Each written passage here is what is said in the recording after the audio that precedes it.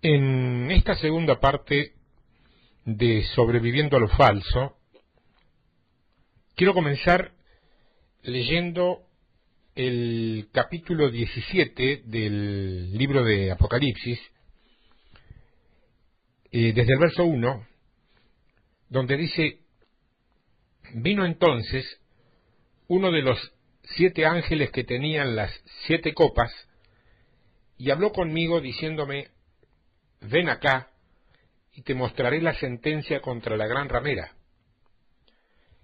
Ahora vemos que Babilonia es una ramera, la que está sentada sobre muchas aguas, con la cual han fornicado los reyes de la tierra, y los moradores de la tierra se han embriagado con el vino de su fornicación.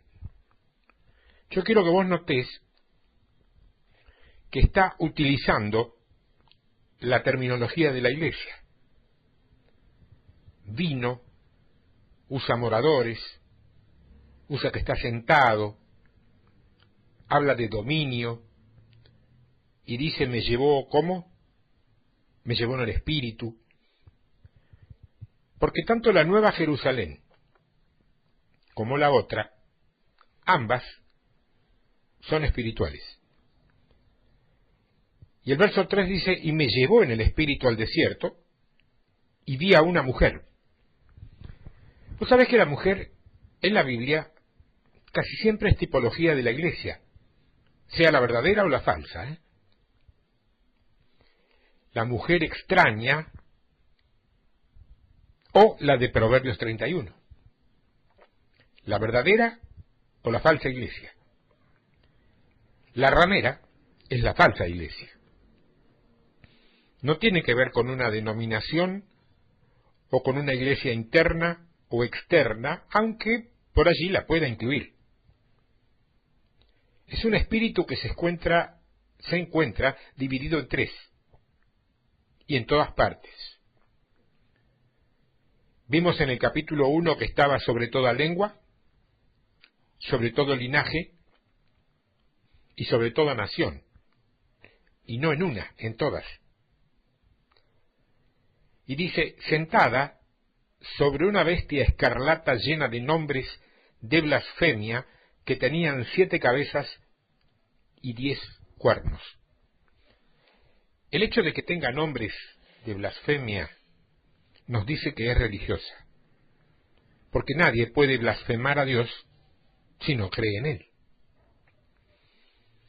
Estamos buscando características respecto a dónde queda Babilonia, para ver cómo es que opera ese espíritu, porque el fin de ese espíritu es muerte, y todo lo que está influenciado con ello cae con Babilonia. Y la mujer, verso 4, estaba vestida de púrpura y escarlata. Qué casualidad, ¿no? Apocalipsis 3 dice que la iglesia anda así. Y adornada de oro, de piedras preciosas y de perlas. ¡Qué casualidad! Usa el mismo vestido de la iglesia. La Nueva Jerusalén tiene perlas y piedras preciosas. Y dice: y tenía en la mano un cáliz de oro lleno de abominaciones y de la inmundicia de su fornicación. Satanás no es creador. Él apenas puede pervertir lo creado. Le está dando resultado porque los cristianos andan dormidos. Pero él no puede crear nada. No puede crear nada. Entonces, cuando suceden este tipo de cosas, tenemos que prestar atención. Él no crea ciudades. Satanás no crea ciudades, las pervierte. Pervierte ciudades. Tampoco puede crear gente. Entonces, tiene que pervertir gente.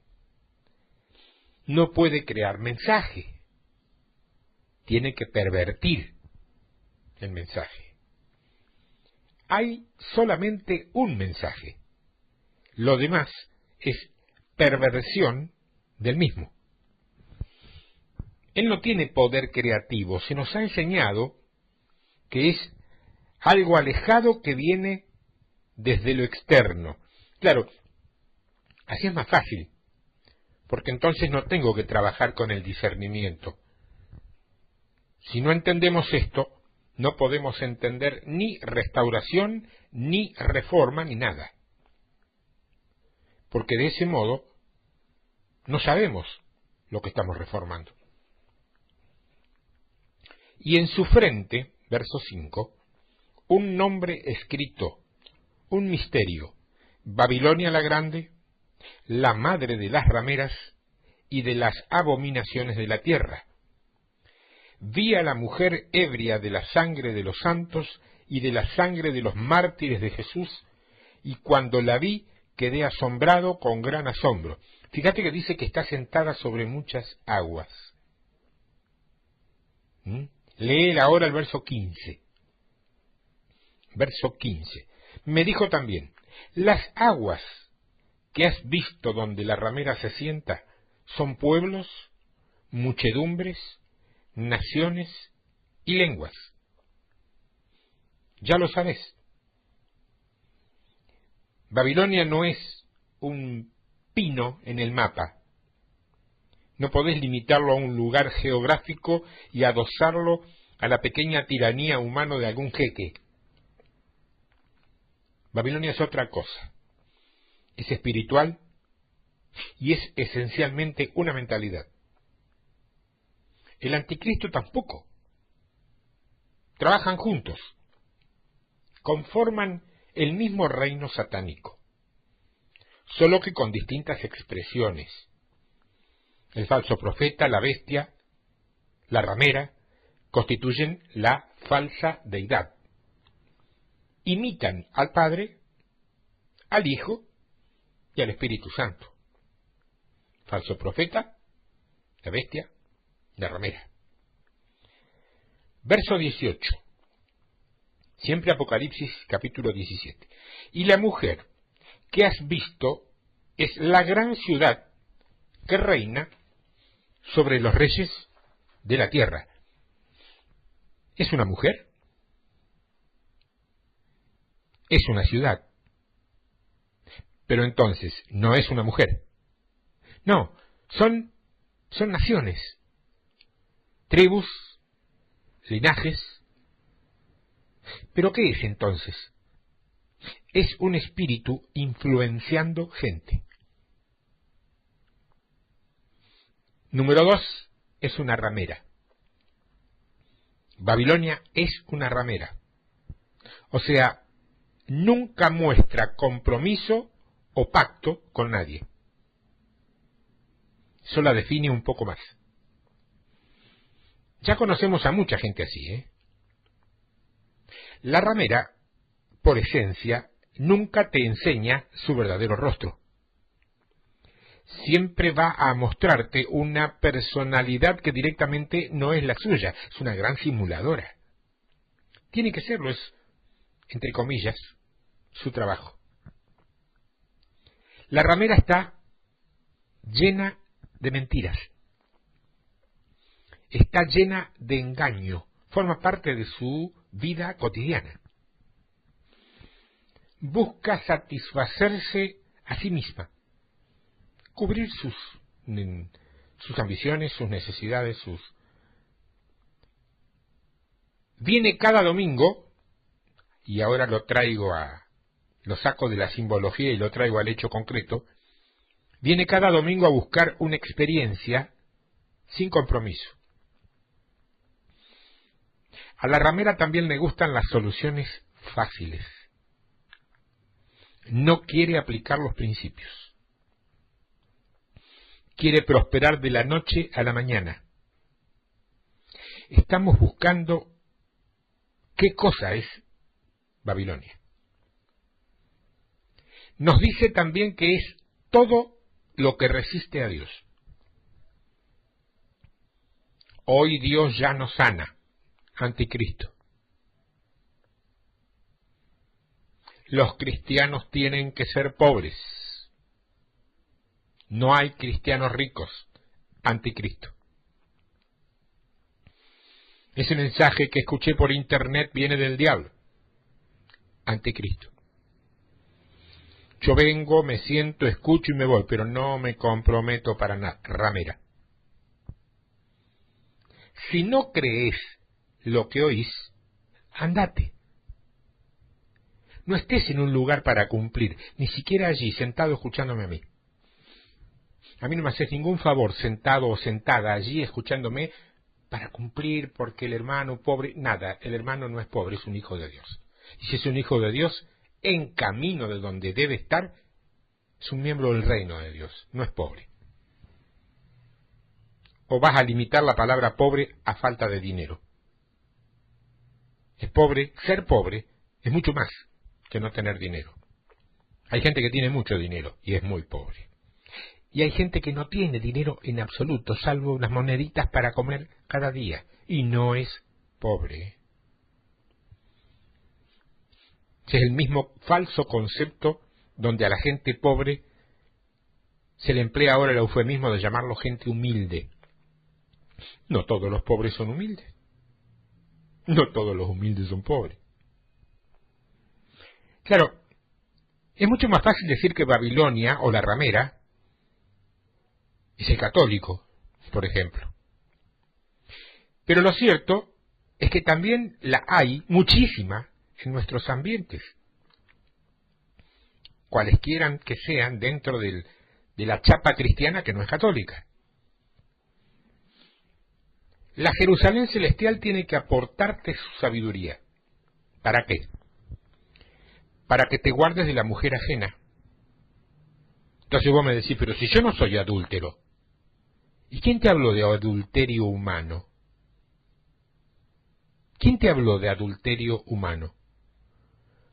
¿Vos creés que Dios se hubiera gastado páginas y páginas de su libro para referirse a esa hermanita que te mira raro? La mujer ajena es la iglesia extraña, la que no es la genuina, esa con la cual no tenés matrimonio perpetuo. Porque dice que la mujer extraña te ablanda con sus palabras. Es como decir que te ablanda con su mensaje lleno de almíbares o de edulcorantes artificiales. Es esa que tiene un mensaje livianito, que jamás te desafía a nada. En el Evangelio de Mateo, en el capítulo 12, los versos 48 hasta el 50 dicen, Mateo 12, 48 al 50. Respondiendo al que le decía esto, dijo, ¿quién es mi madre? ¿Y quiénes son mis hermanos? Y extendiendo su mano hacia los discípulos, dijo, he aquí mi madre y mis hermanos. Porque todo aquel que hace la voluntad de mi Padre, que está en los cielos, ese es mi hermano y hermana y madre. Escúchame, no está hablando ni de vos ni de tu familia. Está hablando de una iglesia que, si hace la voluntad de Dios, sí es tu madre y tus hermanos, pero que si no la hace no tiene nada que ver con vos. Tenga el mejor nombre que tenga esa iglesia y el prestigio más alto de la ciudad, si es que lo tiene, es Babilonia. A la inteligencia, llámale parienta. Dice Gálatas en el capítulo 4, versos 22 al 25, que Jerusalén, la de arriba, es parienta, es decir, es madre de todos nosotros. O sea que la sabiduría es la verdadera iglesia para que te guarden de la mujer ajena o de la iglesia ajena. O sea que esta falsa iglesia, esta extraña, esta mujer ajena, de la cual nos guarda la sabiduría de la iglesia verdadera, solo se traga a los sencillos, a los muy jóvenes o espiritualmente inmaduros que andan en las esquinas o en los recodos sin acertar a tomar decisiones. ¿Y por qué digo una esquina? Porque ahí están enfrentados a las dos calles sin saber por cuál de ellas dirigirse. Entonces empiezan, voy para allá o voy para acá, voy para allá o voy para el otro lado. Y ella, Babilonia, los llama en la oscuridad y en tinieblas y los seduce. ¿Cómo? Bien vestida, porque dice Apocalipsis que la ramera siempre anda bien vestida, y adornada. Esa es la mujer ajena, la falsa iglesia que atrae a los más simples. Es astuta de corazón, es alborotadora y religiosa, además de rencillosa. No hace las cosas según el propósito de Dios, sino el propio. Te presenta y te muestra a un Dios incorrecto.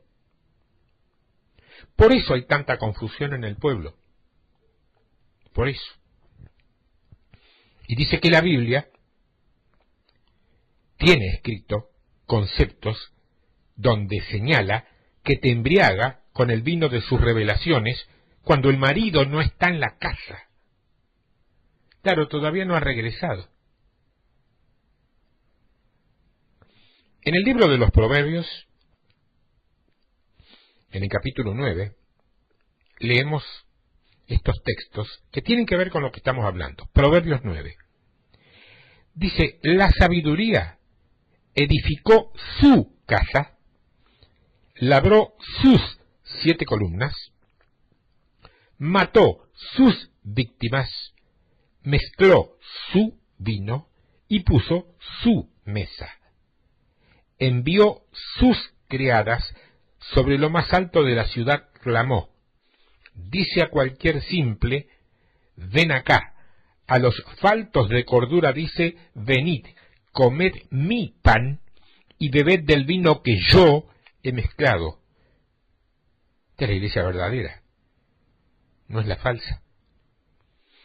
El verso 13 dice, Proverbios 9, la mujer insensata es alborotadora, es simple e ignorante. Se sienta en una silla a la puerta de su casa, en los lugares altos de la ciudad.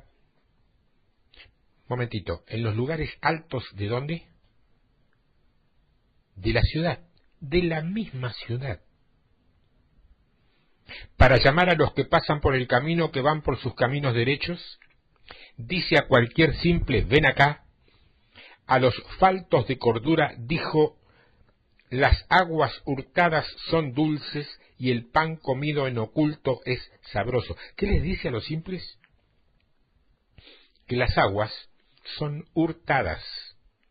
No tiene mensaje propio.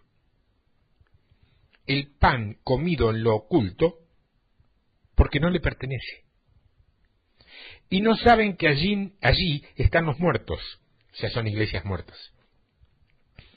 Que sus convidados están en lo profundo del Seol.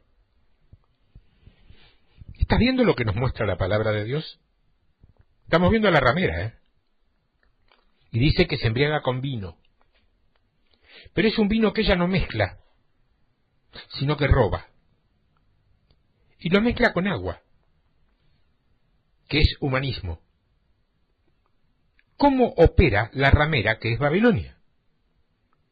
Estamos viendo sus características. Si vos querés, la estamos conociendo, para saber cómo huir de ella, confrontarla, o sencillamente combatirla, derrumbarla. Es el que escribe un libro, no para que los demás se bendigan, se informen, se enteren, maduren, crezcan o se perfeccionen, sino para venderlo. No para bendecirte, para venderlo. Y para venderlo tiene que escribir algo que no confronte y que no amenace demasiado. Porque si lo pone en oferta, no se vende. Y no es para educar, es para producir dinero. De esto ves mucho en los anaqueles o estantes de las librerías cristianas, muchos. Eso se llama mercadería. Y eso es parte de Babilonia. No hay nada malo en vender cosas para ganar dinero, no estoy diciendo eso. Pero jamás lo hagas con las cosas de Dios. Y por una sencilla razón te lo digo. Él no te cobró nada por lo máximo que se puede dar a una persona. ¿Por qué vos, entonces, vas a cobrar por algo que es mucho menor? Entonces vos me decís la frase célebre, que yo he escuchado tantas veces. Es que el obrero es digno de su salario, hermano. Sí, así es. Pero ganate ese salario conforme al propósito y la voluntad de Dios, no por tus propias ideas. ¿Se entiende? Pues, dice, pues por tus hechicerías fueron engañadas todas las naciones. Babilonia es hechicera. Y no pensés en la brujita de la nariz repingada con el granito en el puente de su nariz, el sombrerito ese que como un tubo y toda vestida de negro y fea. No estoy hablando de eso. La hechicería es una fuerza extraordinaria que se utiliza para doblegar la voluntad de una persona y someterla a la voluntad de otra. Es la misma definición de la palabra control. No importa la forma en que se utiliza. El ocultismo es una forma de ejercer la hechicería. Pero hay otras, que no son, al menos, con una visión externa de ocultismo. Es doblegar la voluntad de una persona para someterla a otra. Eso es hechicería. Y es la misma definición de la palabra control. De manera que todo es legalismo en Babilonia. Y todo legalismo es Babilonia. Es idólatra. Porque eleva o trata de exaltar los valores contrarios o equivocados. Babilonia se encarga de elevar los valores de ciertas y determinadas personas y al mismo tiempo no se da cuenta, o sí, que reduce el valor de Dios al hacer eso. Porque hay personas que terminan siendo más adoradas y reconocidas que el propio Dios. ¿Cuánta gente en lugar de orar al Señor prefiere ir a que le ore tal o cual hermano de prestigio? Y si ese hermano le pone una mano en la cabeza, siente que ha tocado el cielo con las manos, y en ese cielo está ese hermano con su mano, no Dios. Gravísimo,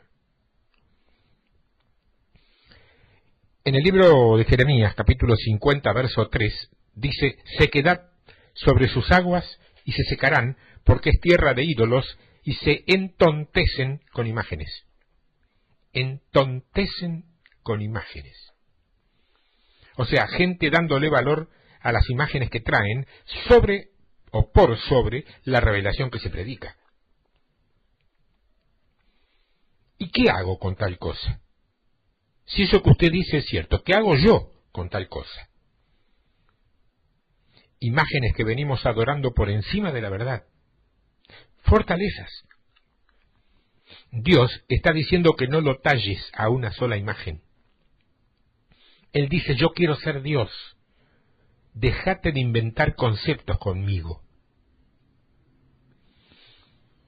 En el libro de Apocalipsis, capítulo 13, verso 14, dice, y engaña a los moradores de la tierra con las señales que se le ha permitido hacer en presencia de la bestia, mandando a los moradores de la tierra que le hagan imagen a la bestia que tiene la herida de espada,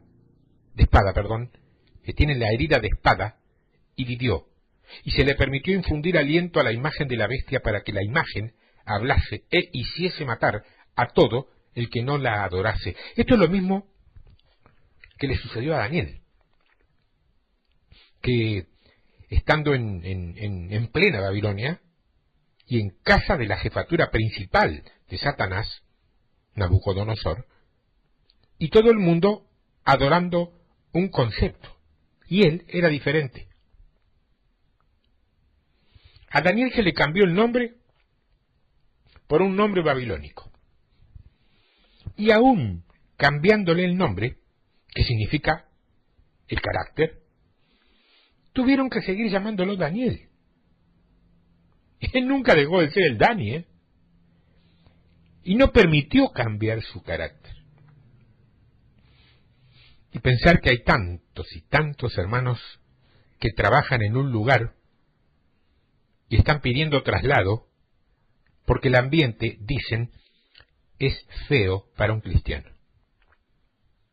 ¿Qué? Daniel, en plena Babilonia, en la corte del rey. Llévame a un lugar donde haya todos creyentes. ¿Sí? ¿Será esa la voluntad de Dios? Puede ser el caso que te encontres dentro de Babilonia, pero vas a orar con la cara mirando a Jerusalén. Como contagias espíritu con Babilonia, si lo convertís en estandarte dentro de Babilonia, pueden pasar muchas cosas. Es gente que ya no busca más entendimiento de Dios porque ya tiene su entendimiento tallado, cristalizado. O sea que básicamente ya conocen a Dios. No creen necesitar nada más de lo que ya tienen. Hay tantas iglesias que han vivido tantos años teniendo la misma dimensión de mensaje que si nos llegan a invitar en los primeros 5 minutos de mensaje, media iglesia se levanta y se va. Y la que se queda por cortesía. Pero a los 15 minutos ya te está peleando con rostro feroz. Esos son los que yo he oído decir, ¿pero de qué está hablando este hombre? No se le entiende nada. Estoy leyendo la Biblia. Pero ellos no leen la Biblia. Ellos repiten conceptos que les enseñaron en los seminarios de su denominación.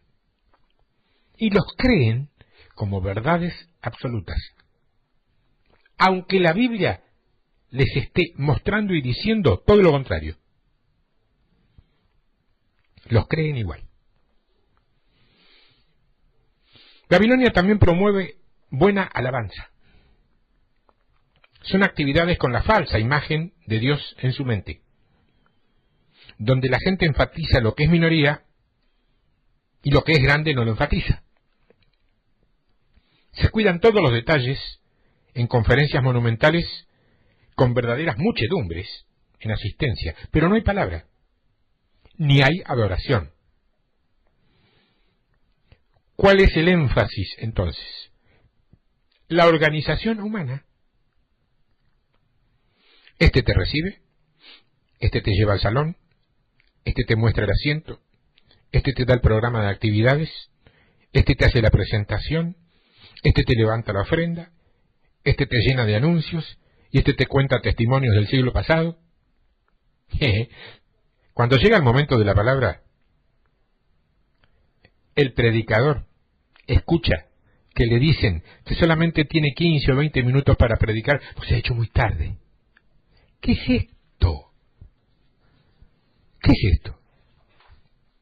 Esto es Babilonia. No te quepas dudas ni lo pongas en duda. Y lo estoy haciendo un poquito gracioso para que te duela menos, hermano. Porque sé que a lo mejor formaste parte, como me tocó a mí en su momento, de algo así. Pero eso no quita que lo de fondo sea cierto. Babilonia. Toda manifestación de falta de compromiso proviene de Babilonia. Todo lo que muestra falta de compromiso es influenciado por Babilonia. Apocalipsis capítulo 17, verso 5 lo dice claramente. Babilonia la grande, la madre de las rameras. Babilonia se adorna. Dice que estaba vestida de púrpura escarlata, adornada de oro y de piedras preciosas. Adornada igualita que la iglesia. O sea que es difícil verla por su manifestación externa, ¿eh? Andan vestidas muy similares. Andan vestidas muy similares. En el libro de Jeremías, capítulo 51, dice el verso 31. Correo se encontrará con correo, mensajero se encontrará con mensajero, para anunciar al rey de Babilonia que su ciudad es tomada por todas partes. Correo. ¿Qué es un correo? ¿Qué es un correo? Alguien que lleva a un lugar una determinada noticia, sea buena o mala, es una noticia. ¿Y qué es un mensajero? La misma cosa. Presta atención, ¿eh? La claridad, la salida, la caída de Babilonia comenzará por la labor de correos y mensajeros. Correos y mensajeros. Lo digo de nuevo, correos y mensajeros. Es un sitio que se le ejecuta a Babilonia a partir de la palabra proclamada, difundida, predicada y comprobada y probada por la Biblia entera, no por pequeñas partes. Nota que Dios tiene dentro de sus estrategias finales sitiar a Babilonia hasta hacerla derrumbar. Entonces la pregunta es, ¿formarás parte vos de ese sitio? Y tengo otra pregunta. ¿Cómo se denomina en el ambiente cibernético a una página web como esta, por ejemplo? Se le denomina sitio, ¿no es cierto? ¿Amén? Amén. El capítulo 51 de Jeremías, pero en el verso 13, un poco más adelante, dice: tú, la que moras entre muchas aguas, rica en tesoros, ha venido tu fin, la medida de tu codicia. Aquí estamos viendo que anda de púrpura, anda en lujuria y en sobreabundancia. Entonces vos me decís, pero no, hermano, es que la abundancia no es de Dios. Vos te referís a un exceso de abundancia que no glorifica a Dios. Estoy de acuerdo, coincido con eso. Pero yo me estoy refiriendo a la sobreabundancia divina. Esa sí está profetizada, ¿eh? No te engañes. Si no caes en la teología de la pobreza, que no fue inventada por Jesucristo, como muchos aseguran por ahí, ¿eh? El capítulo 1, mejor dicho, el verso 1 del capítulo 51 de Jeremías que estamos viendo, dice: así ha dicho Jehová, verso 1, así ha dicho Jehová, he aquí que yo levanto un viento destruidor contra Babilonia y contra sus moradores que se levantan contra mí, y enviaré a Babilonia aventadores que la avienten. Ese es el mensaje que habla de reforma. Ese es el mensaje que habla de reforma. Y vaciarán su tierra porque se pondrán contra ella de todas partes en el día del mal. Diré al flechero que entesa su arco y el que se enorgullece de su coraza: no perdonéis a sus jóvenes, destruid todo su ejército. Nota que es mandato de Dios destruir a Babilonia. No es una ocurrencia de alguien que está resentido porque el pastor no lo dejó subir a decir un poema un domingo por la tarde, cuando había mucha gente y quería que lo vieran allá arriba. No, decidida y definitivamente no. Es otra cosa. En el libro de Isaías, capítulo 47, verso 1, dice: desciende y siéntate en el polvo, virgen hija de Babilonia. Nota que usa las mismas terminologías que se usan en la iglesia. A la iglesia se le dice hija de Sión, virgen hija de Babilonia. Siéntate en la tierra, dice, sin trono, hija de los caldeos, porque nunca más te llamarán tierna y delicada. Ahí vemos la iglesia tierna y delicada, Babilonia. La iglesia tierna y delicada, Babilonia. Es que a mí, hermano, perdóneme, pero a mí no me gusta ese permanente espíritu de batalla, de milicia. Lo lamento mucho. Estamos en guerra. Pero, ¿sabe? No, está bien, yo entiendo eso, pero es que a mí me gusta más el amor de Dios, el estar... Sí, a mí también. Pero no hay paz si antes no hay guerra. Sí. Elemental. No puede haber paz si antes no hay guerra. No podemos ser más que vencedores si no estamos peleando contra alguien. Ignorar la paz es ser pacifista, no pacificador. Pacificadores son los que hacen la paz. Y la paz se hace ¿cómo? Con guerra. Cuando sale un demonio que había estado martirizando duramente a alguien y luego de una tremenda guerra con todas las armas, ¿no hay paz? A ustedes que han tenido experiencias en guerra espiritual y en reprender y echar fuera demonios, después de una guerra de esas que los dejan aplastados del esfuerzo, ¿no hay paz en ustedes y en la persona que ha sido liberada? Apocalipsis capítulo 18, verso 17. Cuando ella se ha glorificado y ha vivido en deleites, tanto dadle de tormento y de llanto, porque dice en su corazón, yo estoy sentada como reina, y no soy viuda y no veré llanto. ¿Quién es Babilonia? ¿Quién es Babilonia? Una posición de complacencia, de gente disfrutando de confort que de ninguna manera dará su vida hasta la muerte. Porque ella dice, yo no voy a quedar viuda. Yo estoy tranquila, soy reina, estoy bien. En Isaías capítulo 47, verso 10, vemos, porque te confiaste en tu maldad diciendo nadie me ve. Tu sabiduría y tu misma ciencia te engañaron y dijiste en tu corazón, yo y nadie más. Esto último a mí me suena, ¿eh? Yo y nadie más. Esos son los pensamientos de la gente babilónica. Yo y nadie más. Porque Babilonia es un misterio, aunque en ciertos sectores es fácilmente identificable. Ella dice, nadie me ve. Por eso odia a los profetas y a los apóstoles, porque ellos sí la ven. Por eso los únicos que se regocijan en Apocalipsis cuando Babilonia cae son los apóstoles y los profetas. Mucha gente se amarga y se angustia por su caída, pero ellos celebran. Se me hace que esto sería muy parecido a si hoy se cayera algún determinado sector de los importantes, de los prestigiosos, alguno que anda por allí que vos conocés, de gran oropel. ¿Cuánta gente estaría amargada y angustiada por eso? Y quizá los apóstoles y profetas lo estarían celebrando.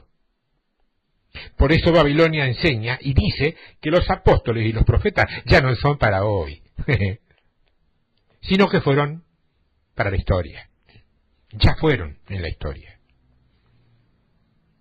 Hay enseñanza así. Vos y yo lo sabemos. Pero no es eso lo que dice la Biblia, no importa, se enseña así. Se cree y se acepta así. Babilonia es la responsable por toda la violencia y la opresión dentro de la iglesia. Siempre es proclive a debates. Muéstrame dónde dice que el pastor no es bíblico. No dice que no es bíblico. No dice nada. No dice que no es bíblico, no dice nada directamente. No existe tal cosa como un pastor a nuestro modelo actual en la Biblia. Eso te lo digo ya, lo firmo, buscalo todo lo que quieras. No existe una persona que ejerza la función del pastor como nosotros la entendemos hoy en toda la Biblia. No existe. A Babilonia le encanta debatir escrituras que no tienen profundidad espiritual. Yo correos con ese tipo de debate tengo una tonelada que jamás respondí ni responderé. Deben pensar del otro lado, los que me los envían, que soy un soberbio que no se digna. No, para nada. No soy fariseo. A los que les encantaba debatir eran los fariseos. Pero debatir sobre si los ángeles tenían espalda o no. Tiene que ver con tu salvación. Tiene que ver con el infierno. Saber si los ángeles tienen espalda o no. A Babilonia le encanta armar debates como si fuera un día festivo. ¿No te acordás cuando a Pablo le querían armar un debate así? ¿Qué dijo él? Él respondió que eso era una preocupación de los inmaduros, pero que a los maduros no les importaba ningún día más que otro. Mira vos. Qué descubrimiento, ¿no? Babilonia es un espíritu que causa que la gente opere de estas maneras que estamos describiendo. Por eso obró en Caín, y Caín mató al primer verdadero adorador. Porque Caín traía una ofrenda tan buena como la de Abel, pero mató al primer adorador, porque Abel iba a adorar, Caín iba a cumplir. No es lo mismo. Levíticos 5:11 dice que la ofrenda por el pecado debía ser como la de Caín. Él no hizo nada malo con la ofrenda. O sea que exteriormente ambos estaban correctos, pero internamente no lo estaban. Babilonia es una falta de sustancia, una forma de religión que mina el poder. Los dos tenían una manifestación externa que estaba muy buena, pero por algo Hebreos dice que Abel lo hizo por fe y el otro no. Hay gente que viene a la iglesia a descargarse. Eso es Babilonia. La gente que viene a la iglesia a buscar la presencia, busca en vano. ¿Por qué? Porque Dios no vive en los templos. Si vos no lo traes con vos, morando en tu interior, no viene. Te dejé el silencio para que lo medites, por las dudas. Te dije que Caín es el que destruye al primer adorador. Bueno, estamos hablando de una posición en el espíritu, no de una manifestación externa, Babilonia dice, yo no voy a sufrir por el Evangelio. Santos que no dan su vida por el Evangelio. Juan 11 dice que ese es el espíritu del mundo. Caín, por causa de falta de sustancia en su adoración, recibe un mandato de Dios de salir de su presencia. Fuera de la presencia de Dios, vemos en Génesis 4:16 que dice, salió pues Caín delante de Jehová, o sea, que todo lo que va a suceder ahora va a ser fuera de la presencia de Dios, eso quiere decir, y habitó en tierra de Nod. De paso te digo, el nombre Nod significa vagabundo, viajero, errante, al oriente del Edén. Y conoció Caín a su mujer, la cual concibió. Fíjate que el que tiene ganas de debatir, como le gusta a Babilonia, se pone a pensar de dónde sacó la mujer. Pero mira el mensaje que te está dando Dios. Y dio a luz a Enoc, y edificó una ciudad, y llamó el nombre de la ciudad del nombre de su hijo, Enoc. ¿Qué significa esto? Que la mentalidad de ciudad está edificada fuera de la presencia de Dios. Eso es Babilonia. En la conciencia de Dios no existe una ciudad. En la ciudad lo que hay es una mentalidad industrial. Estrés, vorágine, tránsito infernal, ruido, nerviosidad latente y permanente. Por eso todavía ejercen atracción ciertas grandes catedrales católicas, porque su construcción ofrece a quien se introduce en el interior de ellas un grado de confort, de frescura y de comodidad que, sumado al lógico silencio existente en su interior, le proporciona al visitante una engañosa, pero cierta, sensación de paz en medio de lo que es la locura de vivir en una ciudad. Ojo, yo no estoy diciendo que no debas vivir en una ciudad. De hecho, yo vivo en una. Estoy diciéndote que no debes permitir que el espíritu de la ciudad te influya, te arrebate, te perturbe o te posea. Porque eso también es Babilonia. Vos no podés dedicarte a algo del Señor, pues estás muy ocupado. ¿Y qué cosa nos podría tener ocupados en una ciudad? ¿Trabajos fuera de horarios habituales? ¿Estar comprando elementos de confort, de refrigeración o de calefacción, un automóvil, un carro, como dicen los amigos? O sea, que la edificación del espíritu de la ciudad va en contra del mandato de Dios que dice, serás errante. Para que yo pudiera ejercer este ministerio medianamente, con capacidad, como lo puedo hacer, como me da el cuero para hacer, Dios me sacó de mi trabajo secular. Él lo hizo. Yo no había pedido absolutamente nada. No estaba en condiciones también de pedir nada. ¿Quién puede pedir que le adelanten la jubilación 5 años? Nadie. Si alguien lo pide, pierde dinero y todo lo... Yo no pedí nada. Vino de una forma sorpresiva, digamos, y sirvió para que yo pudiera dedicarme a full. Ojo, cuando Dios te pide a tiempo completo, Él se hace cargo de los gastos. De otra manera, quédate en tu trabajo. No tomes decisiones apresuradas que después la vas a sufrir. No solamente vos, toda tu familia. No es así, ¿eh? Cuando Dios... Es decir, Dios no viene a buscar los capacitados, Dios capacita a los que va a levantar. Entonces, Caín dice, no, yo me voy a quedar quieto. Dios dice, no, serás fugitivo.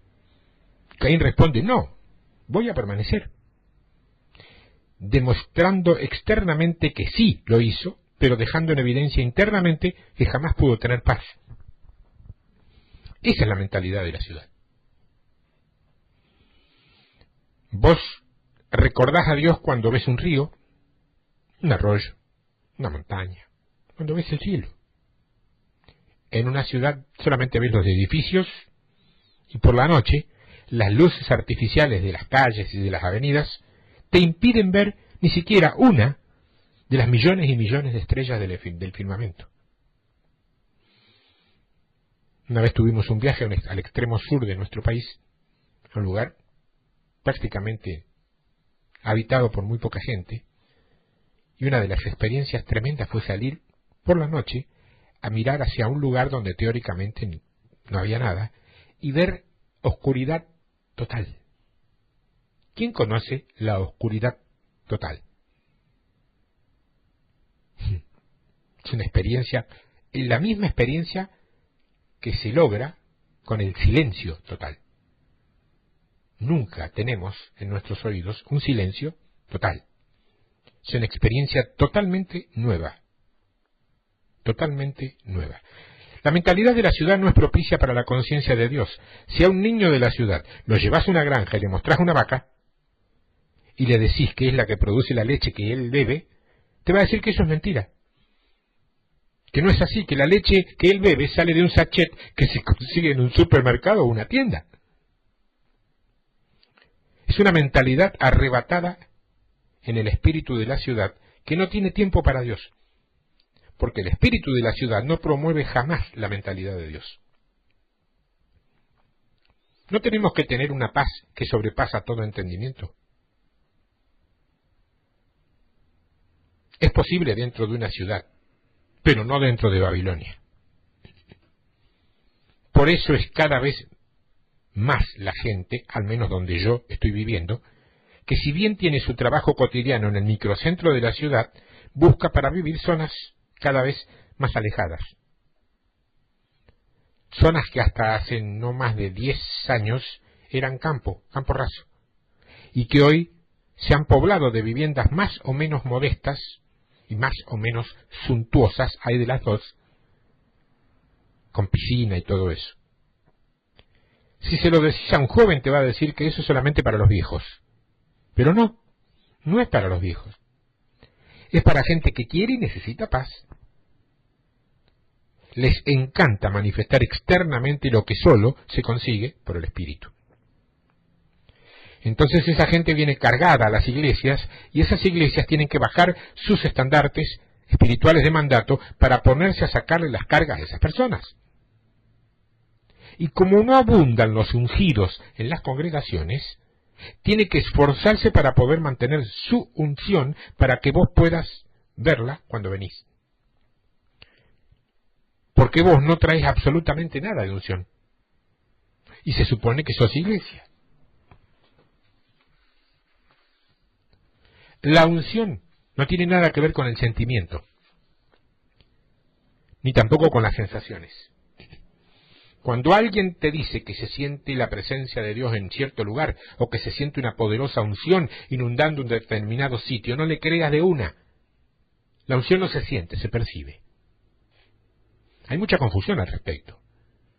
Vos traes a la iglesia a una de esas tremendas mujeres sopranos, esas gordas, grandotas, les das la música y la letra de un viejo himno que muchos conocen, que toda mayoría conoce, y le haces cantarlo a ese himno acompañada por un piano, y te aseguro que se le caen las medias a la mitad de la iglesia y la otra mitad se conmueve hasta las lágrimas por ese tremendo canto que es capaz de romper cristales con su potencia. Hermoso, hermosísimo, excelente. Pero eso no es unción. No te engañes. Son conceptos. Un viejo predicador dio una vez un ejemplo respecto a la unción que a mí me gustó. Lo adopté y lo he repetido. A riesgo de parecer senil, lo he repetido muchas veces. Decía él, ¿ves una vaca mugiendo en el campo verde y un pájaro cantando en el cable, haciendo equilibrio en el cable de energía eléctrica? Bueno, eso es naturaleza, no es unción. ¿Está? Eso es naturaleza, no es unción. Ahora, si estuvieras viendo a un pájaro que muge en el campo y a una vaca haciendo equilibrio y cantando en el cable de energía eléctrica, entonces sí que es unción. No interesa si usted tiene unción, hermana. Usted con pantalones no puede estar en el altar. Es una ofensa a Dios. ¿Ah, sí? ¿Y quién te dijo a vos que en el Nuevo Testamento hay altares? No existe tal cosa como un altar en el Nuevo Testamento. ¿Te das cuenta en qué andamos? ¿O en qué hemos andado? Los templos tienen plataformas, unos más altas, otros más bajas, eso conforme al deseo de ser más o menos visto que tenga el dueño de casa. ¿Estás entendiendo esto? Lo que trato de mostrarte es que no debes quedar esclavo indefinidamente de ciertas imágenes talladas. Y respecto al uso de pantalones en las mujeres, si vos sos una mujer que tiene un cuerpo que sabés que es llamativo, y a eso las hermanas cuando se miran al espejo lo saben perfectamente, y ves que un pantalón cuando te lo pones te queda demasiado ajustado, entonces vas a tener que decidir por vos misma no ponértelo si vas a subir a la plataforma para hacer algo por el Señor, pero no porque se ofenda al Señor, sino porque hay un montón de ojos que te van a estar mirando y van a estar pensando cualquier cosa menos en el Señor. Y sin querer, o no tan sin querer, vas a estar aportando para que la cosa se vaya para otro lado y no para donde debe ir. Eso es. Pero de ninguna manera podemos confundir decisiones de alto criterio o sentido común con doctrinas sin bases. Porque si la prohibición es pasar al altar en pantalones, yo debo decirte que hoy no existe tal cosa como un altar, entonces ya partimos mal. El altar era el lugar de sacrificio. Y el sacrificio mayor ya fue hecho. Hoy, en todo caso, el único altar es el corazón del hombre. Ese es el mensaje. La mentalidad de ciudad es correr, correr, correr y correr. Yo vivo en una ciudad grande, pero he ido a la capital de mi país, a Buenos Aires, por trabajo.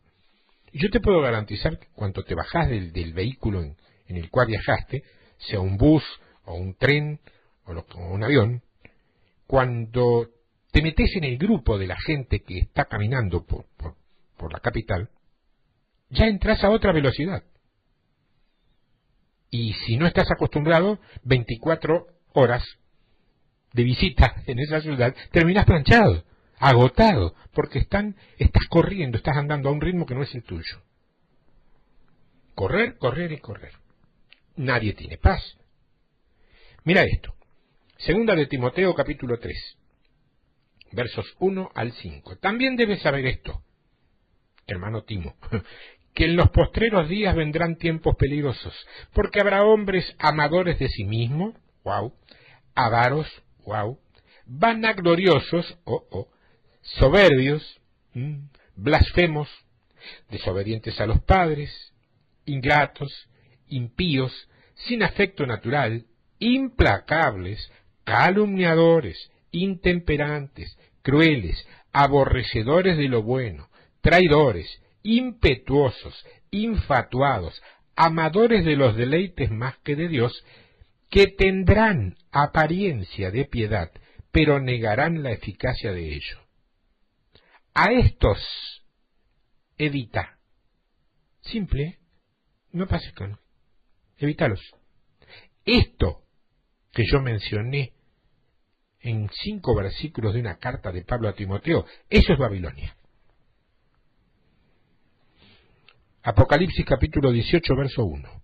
Después de esto vi a otro ángel descender del cielo con gran poder, y la tierra fue alumbrada con su gloria. Y clamó con voz potente, diciendo: ha caído la gran Babilonia, y se ha hecho habitación de demonios y guarida de todo espíritu inmundo, y albergue de toda ave inmunda y aborrecible. O sea que, a pesar de que esto te lo he transmitido de una manera que por momentos fue adornada con algún cierto sentido del humor, Babilonia es algo muy serio y de alta gravedad. Está formada por imágenes talladas en el corazón y la mente de los cristianos que habitan en ella. Gente que no tiene tiempo para Dios, gente que no tiene compromiso, gente con mercadería y todo lo que se te ocurra pensar como corrupto ante los ojos de Dios, ahí está. Lo hemos visto en cada paso que hemos dado con respecto a sus características, sustentadas en lo que la propia Biblia profetiza sobre ella. Ahora bien, mira el mandato que nos ha dado Dios mediante Isaías 48. Capítulo 48 de Isaías, verso 20 dice: salid de Babilonia, huid de entre los caldeos, dad nuevas de esto con voz de alegría, publicadlo, llevadlo hasta lo postrero de la tierra, decid: redimió Jehová a Jacob, su siervo. Y todavía hay gente que te dice: ay no, hermano, mira, yo te quiero mucho, pero no prediqué sobre ese tema. Créeme que hay mucha gente que se te va a ofender. No le hace. Ese es el mensaje.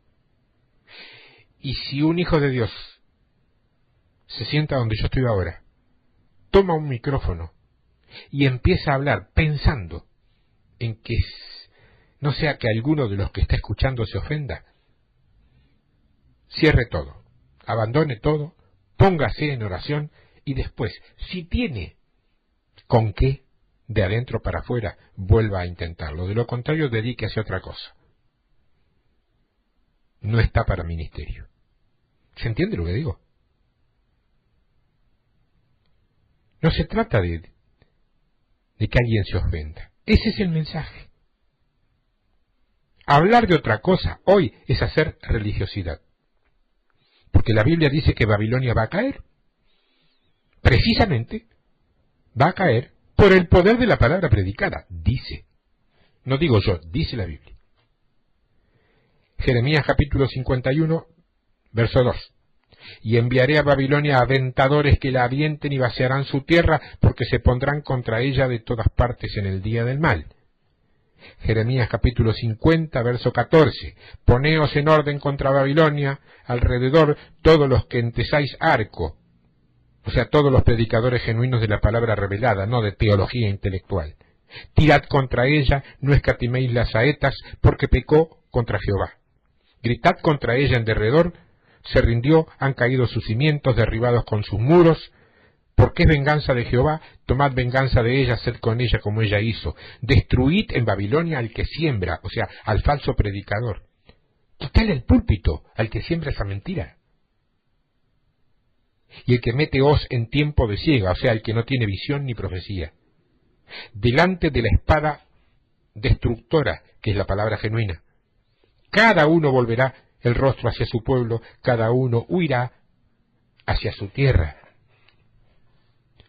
El verso 19 dice, y volveré a traer a Israel a su morada, y pasará en el Carmelo, y en Basán, y en el monte de Efraín, y en Galaad se saciará su alma. Es decir, que la reedificación o la reforma de la iglesia no puede ser ejecutada sin antes destruir a Babilonia. El verso 28 dice, voz de los que huyen y escapan de la tierra de Babilonia para dar en Sión las nuevas de la retribución de Jehová, nuestro Dios, de la venganza de su templo. ¿Quiénes dice que lo hacen? Los que han salido. Jeremías capítulo 51, verso 6. Huid en medio de Babilonia y librad cada uno su vida. Hermano, yo no puedo orar por vos para que esto ocurra. Escúchame. Cuando Satanás crea una montaña en tu camino, Dios te la quita. Cuando vos edificás una fortaleza, vos la derribás. Yo puedo orar por vos hasta que se me ponga la boca violeta. Y no se te van a ir las imágenes. A las imágenes y los falsos conceptos los desactivás vos.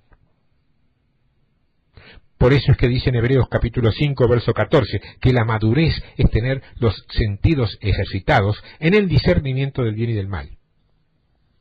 Se ejercitan los sentidos.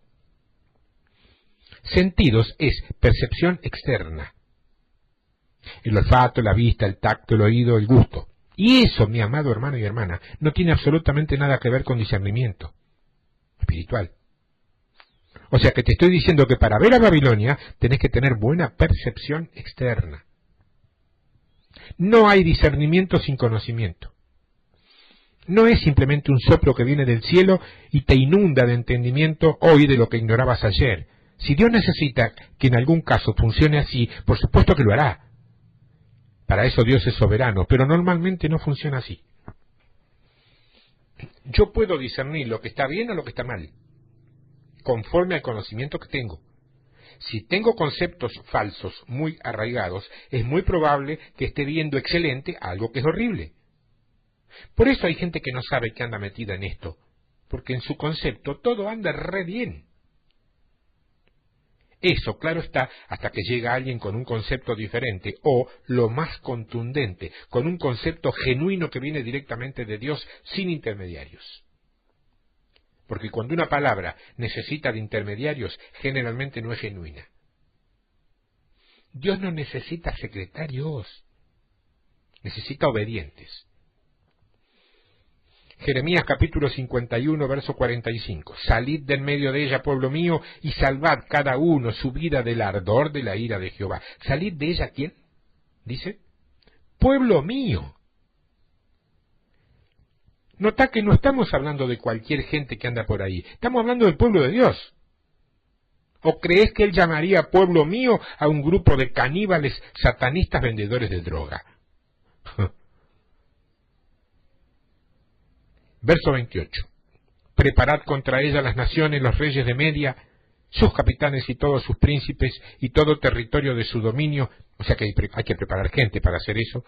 Temblará la tierra y se afligirá porque es confirmado contra Babilonia todo el pensamiento de Jehová para poner la tierra de Babilonia en soledad, para que no haya morador en ella. Jeremías capítulo 29, verso 4.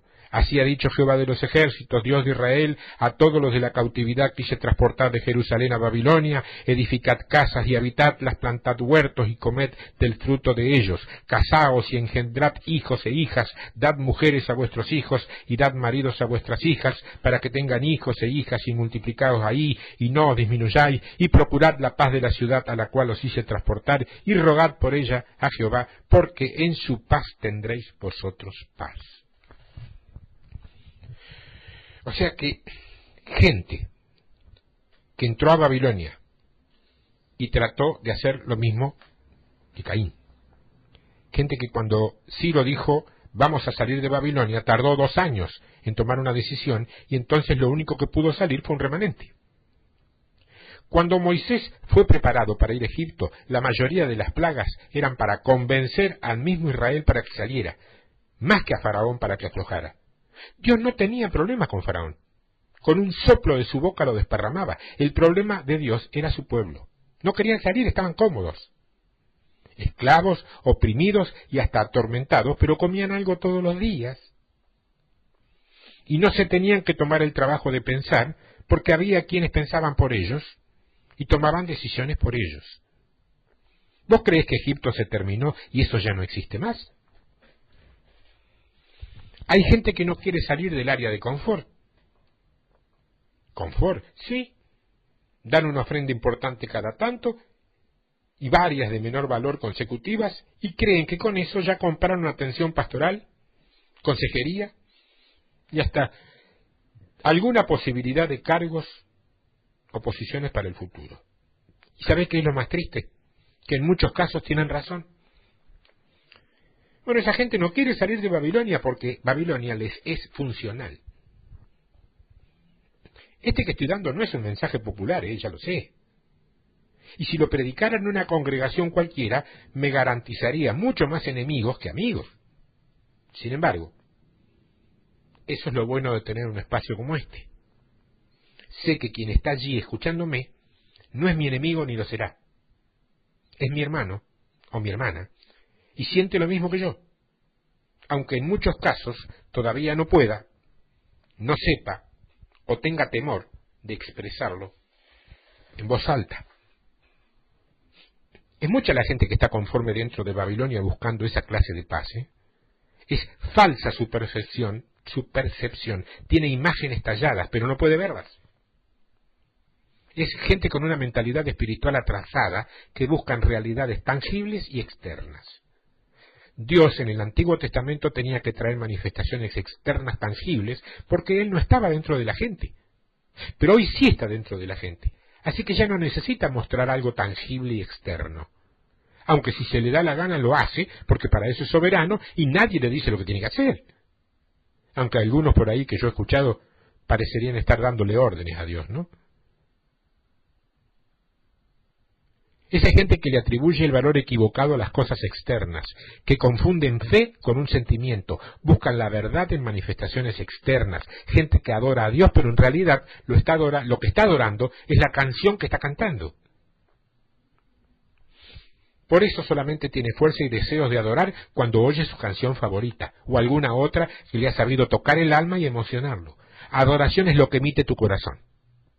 Las palabras, en todo caso, solamente son el vehículo para llevarlas hasta el trono. Por eso la mejor adoración, y esto hoy ya hay mucha gente que lo está practicando y enseñando, la mejor adoración es la adoración de la denominada de cántico nuevo. Porque solo tu propia articulación puede expresar tu corazón. Y con eso te estoy diciendo que la mayoría de la gente no sabe adorar. Babilonia también son relaciones políticas correctas. No hay ningún pacto verdadero con ellas, pero simplemente no conviene tenerlas. Nos conviene tenerlas. Babilonia. Gente que no te enseña su verdadera cara porque no tienen compromiso, son rameras. ¿Cuántos secretos te has enterado que hay en los lugares donde supuestamente deberíamos ser transparentes? ¿Cuántas cosas se dicen un poquito, pero otras cosas no, porque la gente... Secreto. ¿Cómo secreto? Esto destruye miles de cosas, es engaño, es elogio personal a la gente, en muchos casos es mercadería de púlpito. ¿Cuál es el costo? El corazón de la gente. Es gente que abusa y utiliza incorrectamente las finanzas. Gente que apoya obras que no adelantan el propósito de Dios. Babilonia va a caer. Eso es lo que dice la palabra. Sobreviviendo a lo falso. Babilonia va a caer. Y todos los que estén dentro con ella y que la defienden con uñas y dientes, es lo mismo que para vos se convierte en piedra de tropiezo. Jonathan pensó que podía cambiar el sistema, pero el sistema no cambia. Sobreviviendo a lo falso. Si no te identificás con David en el tiempo de la persecución, nunca llegarás a liderar lo que Dios quiere hacer. No dije gente, dije lo que quiere hacer. Pero a fin de cuentas Israel viene y se somete a David de todas maneras, pero no lidera. Bueno, Dios quiere edificar un grupo de liderazgo que conduzca a sus ovejas, no que las someta. Hasta aquí llegamos. Ya lo sabes, consultas, comentarios, sobreviviendo a lo falso, tanto la parte 1 como la parte 2. Pone eso en el asunto y me escribís a tiempodevictoria@yahoo.com.ar o tiempodevictoria@hotmail.com. Dios te bendiga. Hasta la semana que viene.